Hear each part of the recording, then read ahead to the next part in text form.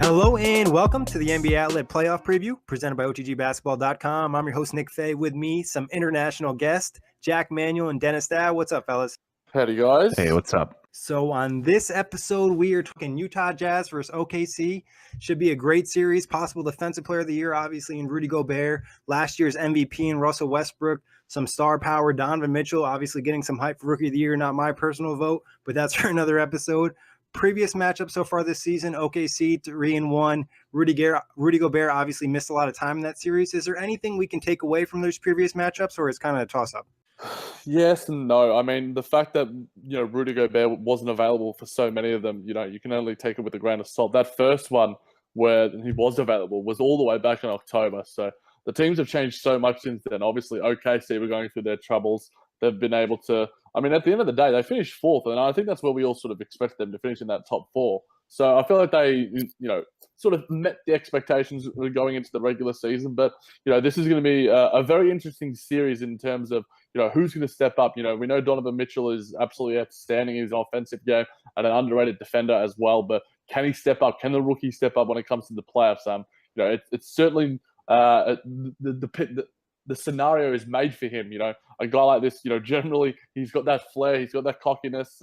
I'm looking forward to see what he can do. But at the end of the day, Russell Westbrook, Carmelo Anthony, Paul George, these guys are player performers. So it's going to be a certain clash of styles. Yeah, I would agree with Jack in that sense of their final game in the season series was on December 23rd. So, Utah, after that game, they lost. They were 15-19. So we're talking like, the rest of the season, they went 33-15. They've become more, if that was possible, of a defensive juggernaut. Gobert's playing at a high level. They've added Crowder. They've added some other guys. Dante Exum came back. And with OKC, no Andre Roberson. And I don't know. It seems like the Jazz are just the team that's hot right now. And so, I would give the edge to them. But like Jack said, with Westbrook and George for the Thunder, anything can happen. Yeah, it's like the Jazz carry the hot momentum going to the postseason, but this OKC team was designed to have postseason success. You bring together a Westbrook, a Paul George and a Carmelo Anthony, and then obviously Steven Adams playing huge this season. This team is meant for a deep playoff run, so it should be a really intriguing battle. Where do you think the Jazz can attack OKC in this series? I think defensively, we've got the best defensive player and the best defensive team. They're fourth in defensive rebounding percentage as well. But, underrated, they're also top two in true shooting and effective field goal. So they're taking the right shots, like Dennis just mentioned. They picked up some guys that can, hit the three ball. Jay Crowder's fitting perfectly in this system. Dante Exum's come back and he's hitting the three ball and he's an awesome defender. We all saw that, insane block on Boban Marjanovic a few weeks ago. I feel like this team has a really sort of – they're coached by one of the best coaches in today's NBA. And I feel like there's so many coaches in the Coach of the Year race. But Quinn Snyder and his ability to turn the season around, there was a great piece on The Ringer. And the fact that Quinn Snyder just goes to his team after a loss to the Atlanta Hawks is like, look, let's just play basketball. Let's not worry about these wins and losses. So I feel like that's going to be a tale that they're going to have to sort of bring with them, a narrative that they'll need to bring with them, because at the end of the day, there's going to be ups and downs throughout this series. And if they wanted to take it out against this OKC Thunder, who, for me, I've actually got them as the favorites, they're going to have to sort of play good basketball. And at the end of the day, if they get the W, it's going to be through defense, I think. Oh, well, there you go. I would say that the place they can attack the Thunder is the Thunder have a lot of guys who, especially depending on Corey Brewer's status, but Brewer, Paul George, Westbrook, those are high steal guys. They go for a lot of steals. And I think in this case, the Jazz are such a disciplined team. Their offense is predicated around a ton of passing. They always take their offensive possessions deep into the shot clock. So I think in some ways they can allow OKC to kind of, play themselves out of defensive position. And, as Jack said, they've got a lot of shooters. And they're just such a disciplined team that I think they can really hurt OKC in that sense of, OKC has a lot of guys who like to go for steals, and they're actually successful at getting steals as well. But that's something you can use against them. Yeah, one of the top teams in the league in deflections, OKC, and like you said, kind of being more disciplined, maybe getting them in foul trouble, possibly. Another area, kind of like what Jack mentioned, is kind of force OKC to get everything in the paint, because we know that OKC does have some problems with spacing, inconsistent shooters. Westbrook will pull up from three, even though he's shooting under 30%. So I think that'd be an area where I'd attack if I'm the Jazz, is kind of force OKC to take some bad shots, which we've known they've done this season. Yeah, because we know that the mentality, if Russell Westbrook misses one or two, he's going to take that third one. And, his hubris, for lack of a better word, can almost be a detriment to the team, but it can also be, pardon me, be a positive to the team as well, because he is the heart and soul of this team. When the Thunder went on that run, they got back to their style. It was because Westbrook stopped sort of deflecting and to Melo and to Westbrook. To Melo and to Paul George, sorry. So I feel like it's going to be on Westbrook's hands and his shoulders to sort of lead his team, but lead his team in a way that sort of gets everyone involved at the same time, because Paul George is an absolutely outstanding player on both ends of the floor. So, if he's not impacting on both sides, then I think it's going to be tough for the Thunder to get the win. But at the end of the day, I think this one's going to be a long one. But I think the Jazz, their lack of player success in the past, and I feel like they're sort of, not immaturity, but relative youth in terms of playoff experience, I think is going to be held against them. Where do we think OKC can attack the Jazz? I feel like they've got them in a few different areas. They're fourth in fast break points. They're second in second chance points as well. We talked about the deflections. They're also first in loose balls recovered. So they've got great, good hustle and energy on both ends. They're a top 10 offensive and defensive rating team. So I feel like they need to be just engaged. And they've also got that maturity about them. They've been to, Western Conference Finals. Paul George has been to Western Conference Finals. Russell Westbrook's been to Western Conference Finals. So they know how this playoff thing works, And that maturity at this time of year is a nice little edge that it gives them. But at the same time, it's not the be-all and end-all, because, this is where names are made. And then Donovan Mitchell could certainly make a huge name for himself in this series. If he can lead his team to a playoff series win, then boy, oh boy, he's going to be having a great career going forward. And, I feel like that was might have been a tagline I stole from the NBA. This is where names are made. But I feel like for the Thunder to win, they need to be engaged on both ends. They're a good offensive team and a good defensive team. Obviously, lesser without Andre Roberson, but they're still top 10. Obviously, with Roberson, they're a top 2 defensive team. But Paul George is great. Corey Brewer's been great. Is he going to hit shots? Is Melo going to hit shots? So I feel like if both ends of the floor are working well, they have a good flow. They're engaged on both sides. And I mean, engagement you shouldn't need to be engaged on both ends. But I feel like Billy Donovan needs to get his team ready and more so physically, mentally ready. I feel like that's going to be the number one thing for them. I think where they can really attack the Jazz, especially, is in the pick and roll, Gobert drops back. He's not going to come out to the perimeter. So I think a lot of Steven Adams, Russell Westbrook pick and roll, and I think Westbrook is going to have a healthy diet of those mid-range jumpers that he's probably going to be able to take without a hand in his face. So, like Jack said, I mean, I like the Jazz in this series, but if the Thunder are making a good, if they're hitting shots, and if you can count on Westbrook to make the right play and take good shots, I think the Thunder, their ceiling is a lot higher to me than this Jazz team, just because of that superstar power that the Thunder have. So I would say a lot of attacking on the pick and roll. Excuse me. Yeah, and it really depends on also OKC is a team that loves to offensive rebound. They're the best offensive rebounding team in the league. And that'll be an interesting thing to see if they can do that against the Jazz, because the Jazz are actually pretty good at limiting offensive rebounds. So it'll be interesting to see if they're able to attack the glass like they normally do, because they get a lot of points that way. So I'm interested to see the battle of the glass. I don't think it'll be as easy with guys like Favors and Gobert, but who knows? Yeah, no, I agree. I think that pick and roll is going to be a big thing, and it kind of is correlated to the rebounds in a sense too, because they're going to really work Gobert in that pick and roll, and they're going to have to, either go with Westbrook or they're going to have to go with Adams. And if you don't go with Adams, and Westbrook's taking a shot, he's going to have that offensive rebound. So I think that's an area, and kind of like almost in the opposite direction of how the Jazz can attack OKC is if OKC kind of plays more disciplined on defense.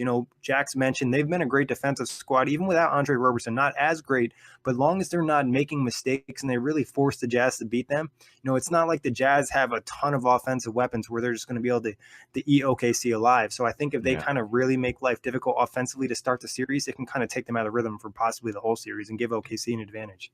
Yeah, because at the end of the day, Mitchell's the guy that sort of is the offensive creator. Ricky Rubio's been great and sort of playing out of his mind. Dante Exum can sort of create off the dribble a little bit, but it's going to be Donovan Mitchell that's creating the offense. It's a lot for a rookie. It's a lot for a rookie, and I feel like if anyone's going to step up, it's going to be him. And I'm expecting some big games from him as well. But at the end of the day, there could be some games where he gets nullified out to where it's into the fact that he doesn't have as much of an impact or he's taking bad shots.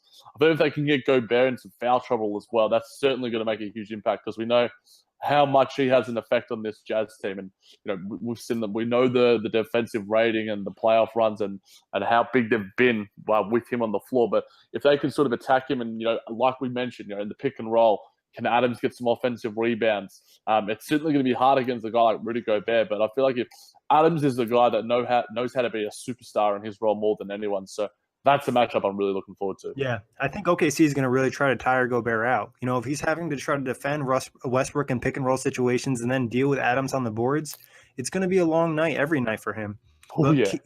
Key matchups. Obviously, Adams and Gobert, like we just mentioned, is going to be one of the big matchups. Where's another big matchup in the series?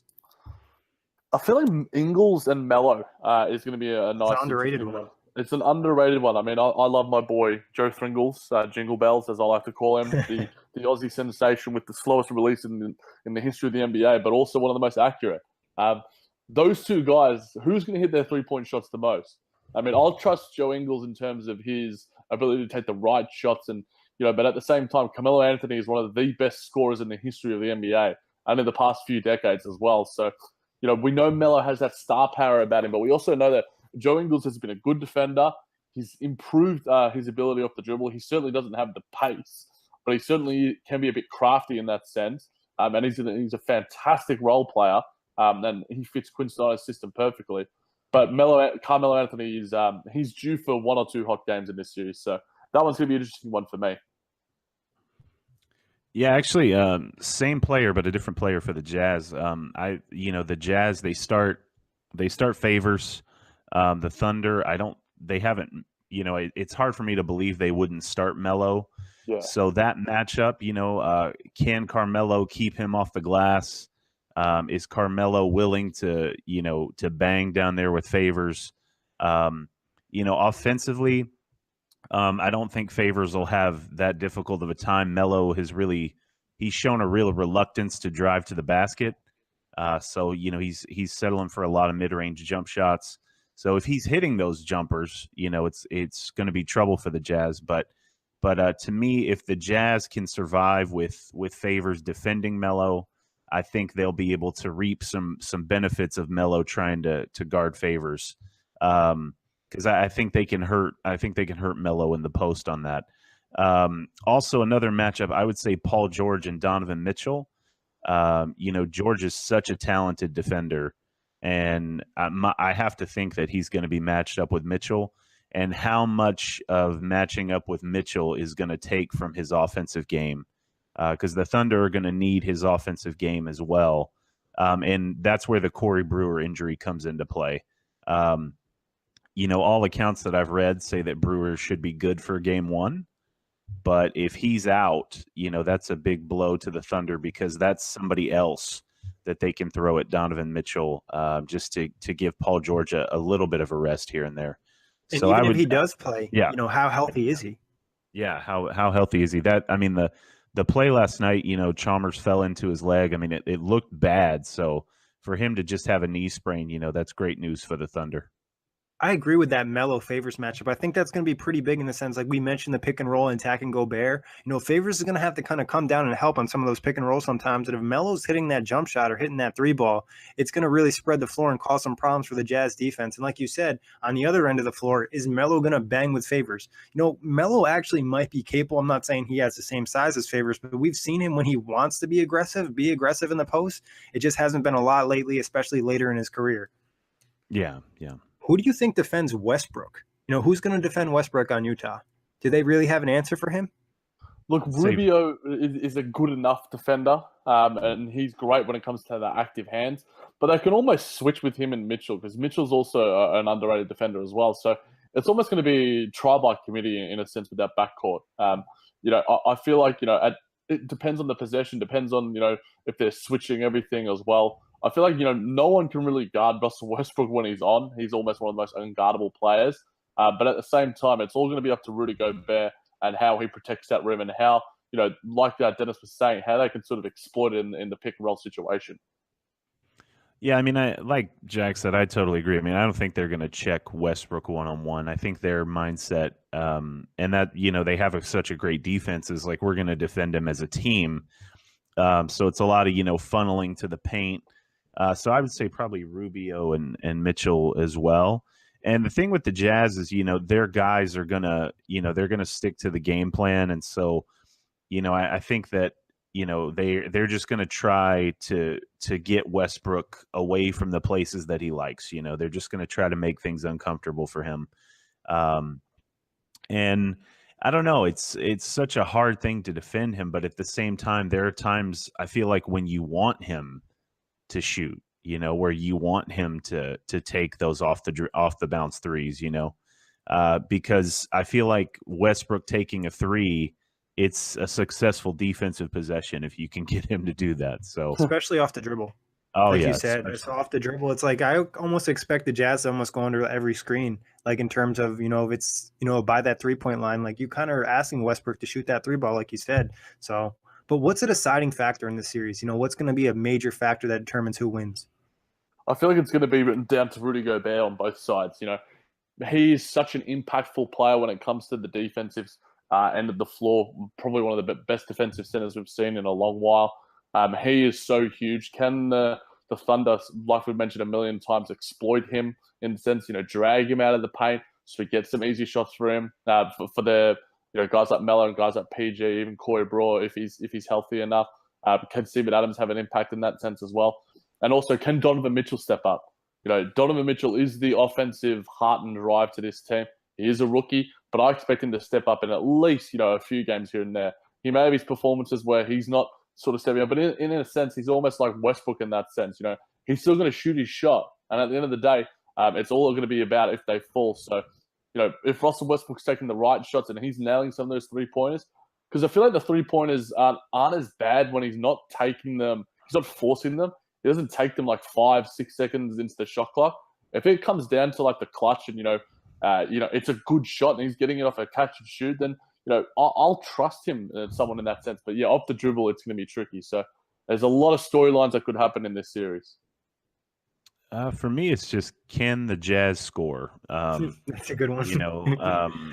Can they score? I mean, they've scored, this season. They've, put some real, they've beat a lot of teams really badly. Defensively, I think they're going to be great. Offensively, if they can, keep that pace. Because the other thing with the Jazz is that, they've had such a deep rotation this season. And, the playoffs, you kind of shorten that rotation. So how is that going to look? Are they going to have Rudy Gobert play, more than 38 minutes? Are they going to have these guys play more minutes than they've played all season? And then, on the other end, it's all about Westbrook to me. Is, if you get Westbrook I've got to shoot, every shot, I've got to do everything by myself, I think that plays right into what the Jazz want to do. But if you get the Westbrook that is, I've got help, let me, get these guys involved. Let's, I think that it could be, again, like I expect the Jazz to win. I just think they're going to win. But I think that there's a chance the Thunder could just, if they can get over the hump, like this mental hump that they've had this season where they just don't play well. There's some games where they come out and they just look disinterested. I think they have a chance to be a really good team and a really tough out in the playoffs. Yeah, honestly, that's my exact factor. OKC, honestly, the Jazz are a great team, but I think we'd agree that OKC is probably the more talented team. If they play to their full potential on offense and defense, like I think Jack mentioned, offense and defensive rating and net rating, I think they're all top 10. So OKC obviously has that potential. If they're engaged and they play to what we know they can play, they should be able to win the series. But if they play like they've played this season, inconsistency, have had some really bad losses to some bad teams, they'll lose the series. But the most important thing, prediction. What do you guys got? I'm going Thunder in 6. I feel like I don't trust necessarily the Jazz's ability to score enough points against this Thunder team. I feel like you can't make it a defensive grind for so many games because at the end of the day in the playoffs, as much as defense does win, you've got to score enough points. And I feel like they can't score 100, 110 points enough to beat this Thunder team, whereas this Thunder team has so many options where they can be high at one time. They're almost like a bipolar NBA team in the sense that they can be so high, but they can be so low at the same time. But I feel like the playoffs is what this, like you mentioned, Nick, this is what this team was made for. And I feel like I trust them enough in the sense that, they have performed in the playoffs before when you look at these individual guys. So I'm going Thunder in 6. I'm going to go Jazz in 6 because I like the Jazz, what they've done. I like that they have a clear cut. This is what we do. This is our role on this team. And I think the Thunder are still struggling with that. I think that Billy Donovan he's got to figure out their crunch time rotation. I think he's relying a lot on Carmelo Anthony to do things that Carmelo Anthony doesn't do well or isn't interested in doing always. So I think they're going to be relying on Melo, and I think a little too much. But I just like the Jazz. Everything I've seen from them, their defense, I think they're going to get enough shots from some of OKC's gambling to kind of offset some of those things that they might lose by not having, that go-to scorer. I do think they're asking a lot of Mitchell, but I think Mitchell's been able to deliver all season, and I think he'll be able to do that in the playoffs as well. So I'm thinking Jazz in 6. This is a really tough one. I'm going to go with, the Jazz have been playing great, but I just have a hard time seeing all these great players losing a series. So I'm going to go with OKC in 7. And I think the fact that it's a 7-game series, we're talking a 5-game series, I think the Jazz might win, but I think a 7-game series might give OKC enough time to kind of start to figure things out. And like you mentioned, Billy Donovan could have been a deciding factor in the series in the sense, is he going to step up and bench Melo in situations where it's not working and maybe play somebody like Grant or go small? I think that's going to be a deciding factor. And I think eventually, Melo maybe will realize this might be one of the last opportunities I have to make a deep playoff run. I should kind of let them know that I'll be willing to take a back seat. And that's a big if for Melo, which we've seen all season throughout his career over the last few years. So, but I'm going to go with OKC in 7. Stay Melo. Stay Melo. But who is your MVP of the series? Obviously, Dennis has the Jazz winning. Jack, you have OKC. Who's MVP? It's got to be Westbrook, the triple-double machine that he is. I've got Westbrook because what I saw in that Houston Rockets game as well was some really active defense from Russ. That was impressive. He made James Harden feel really uncomfortable. One of the best offensive players and probably the likely MVP this year. Are we going to see that enough from Russell Westbrook? I feel like when he wants to be, if it comes down to like a clutch shot, Donovan Mitchell's taking that last shot, they need it to win the Jazz a game or a series. I feel like Russ can be engaged enough on that end. Doesn't have to be for 48 minutes or 40 minutes, however long he's on the floor. It has to be for just at the right times because we know the offensive burden he's going to have. But I feel like we saw a different side to Russ that we haven't seen very often. And that's a sort of glimpse into the playoffs that I feel like, if anyone's going to be the MVP, it's got to be Russ for the OKC Thunder. I would go, I do believe the Jazz are going to win. I would say is probably Gobert just because I think defensively he's such a key to what the Jazz do. And I think if they're able to shut down the Thunder and stop them from scoring, which, the Thunder have been a top 10 offense all season. So if they can effectively stop them, And if he can be enough of a deterrent at the rim, to keep some of those OKC guys out of there, and maybe make them settle for some floaters. I think he'll be the key to the Jazz, and I think he's been the key for them all season. I think Mitchell, gets a lot of of buzz just because of the scoring, but I think Gobert's the guy that kind of makes them go. I think he's their identity, and that's the thing is I'm counting on Gobert being able to be an offensive factor in the series as well. So I'd say Rudy Gobert. Yeah, no, I agree. I think Gobert doesn't get enough love. Obviously, Mitchell's getting a lot of the hype. When Gobert returned, the Jazz were 3 games under 500. Now they're 14 games above 500. So it's just been an incredible impact. If the Jazz do win, I think it will be Gobert and him being able to handle Westbrook on that pick and roll and giving that vertical spacing on the pick and roll on the Jazz's offensive side. But I'm going to go for a wild card for OKC if they win. I'm going to go with Paul George. Now, Nice. I think Paul George has had some really nice series with the Pacers in the past. Obviously, people will point out the clutch shots he's missed, but he put up some huge numbers last year against LeBron. Also, I think his defense on Donovan Mitchell will be huge, especially if Corey Brewer isn't 100% healthy. If he's able to really lock down Mitchell, it's going to be very hard for the Jazz to score in certain situations. And you make an awesome point. We see how good Paul George can be. We saw him with the Pacers last year.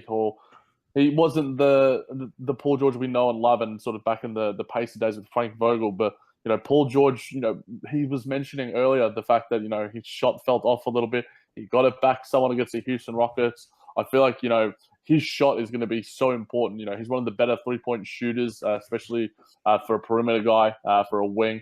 He's going to be so huge on both ends of the floor. Probably the most impactful guy on both ends. We know Gobert's probably the most important defensive player in this series, and Russ is probably the most important offensive player. But if you're looking at a player overall, I feel like it's PG-13 true. Yeah. I'd agree with that, definitely. And PG obviously is going to have a big impact on, if the OKC goes beyond this series as well. He's just that type of player. And like you said, Jack, you mentioned this is kind of a bipolar team. He's kind of had a bipolar season. You look at him one game, he's shooting over 70% from the field, knocking down 5 to 6 threes. Another game, he's 3 of 18 from the field. He can't hit the rim. So it's been a really weird season for OKC in general. It should be an amazing series. Like we've mentioned, a lot of these series are going to be outstanding. Hopefully this goes 6 or 7. But guys, thank you for taking the time to record this. As always, thank everybody for listening. You can check us out on iTunes, Blog Talk Radio, OTGBasketball.com.